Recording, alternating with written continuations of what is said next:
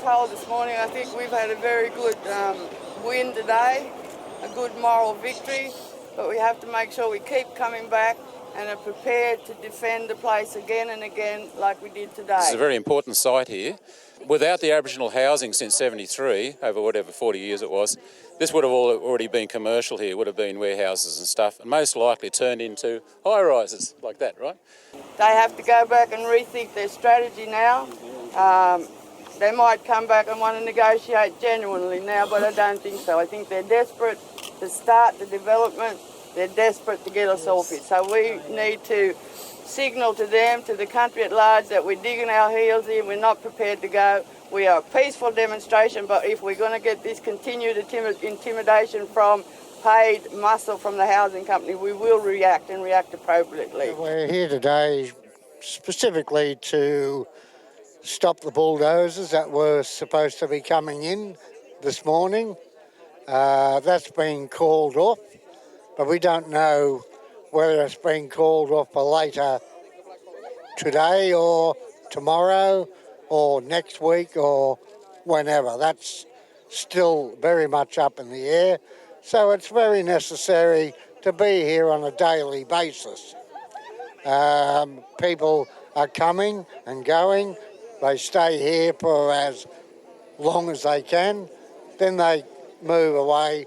Then they come back. And this is what we got to keep doing. We have to have a presence here on the block to send a message to Mick Mundine that this is Aboriginal land, this is land for Aboriginal housing, and that's all that's going to happen here.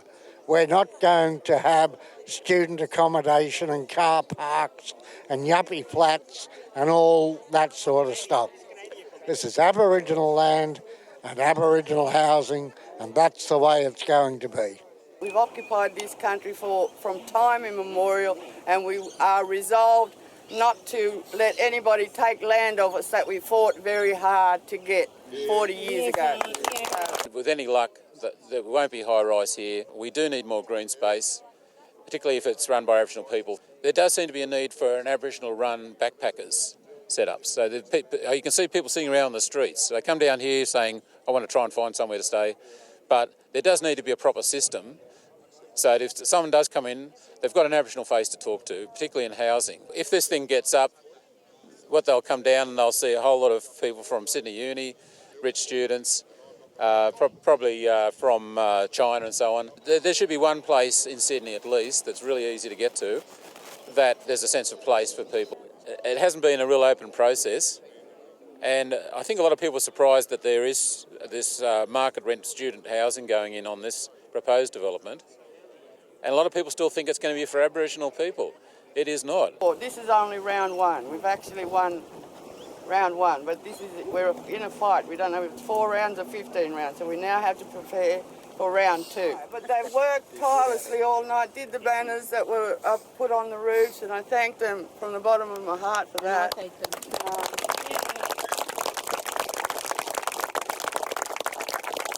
We should recall those people who made the original stand here some 40 years ago in 1972, which culminated in the organisation being formed in 1973. I had the fortunate opportunity of being on that first board of directors and also with the 8 that went to Canberra and successfully negotiated the money from Gordon Bryant, the Minister for Aboriginal Affairs under the Whitlam regime, to buy this land. And that's what's got to be understood here. This is the first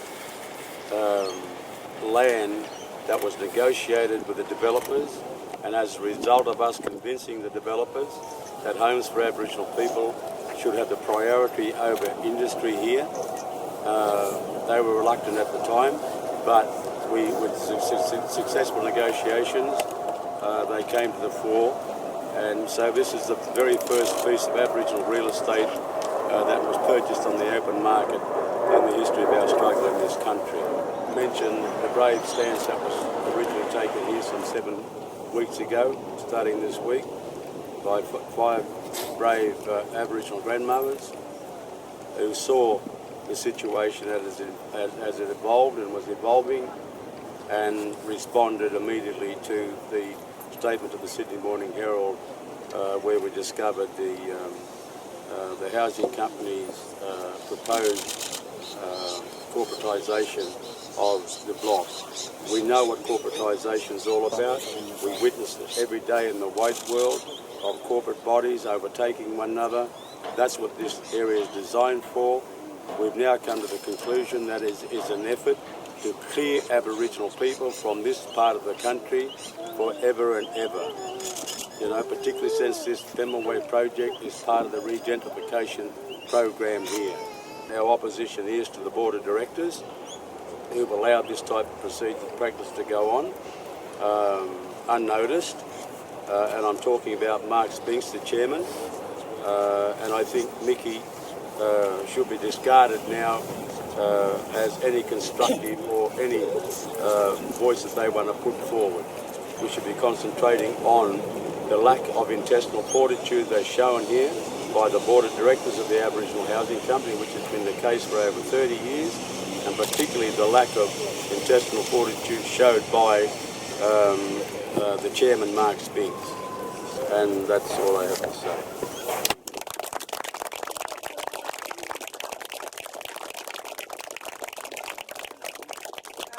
We've made history today, and while we are prepared to come back and keep defending this place, we will keep on making history, because we are resolved to have this sorted out to the satisfaction of our people being housed here, and what this organisation was created to do, provide low-cost housing for our people.